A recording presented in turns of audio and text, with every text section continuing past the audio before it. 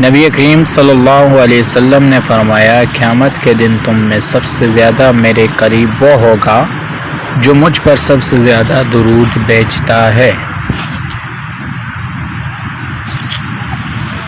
جس نے میرے نام پر درود پڑھا اس کا نام میرے سامنے روشن کر دیا جاتا ہے۔ حضور صلی اللہ علیہ وسلم کا ارشاد ہے کہ جو شخص مجھ پر ایک مرتبہ درود بھیجتا ہے، اللہ تعالیٰ اس پر 10 رحمتیں نازل فرماتا ہے، 10 گناہ معاف کرتا ہے اور 10 درجات بلند فرماتا ہے۔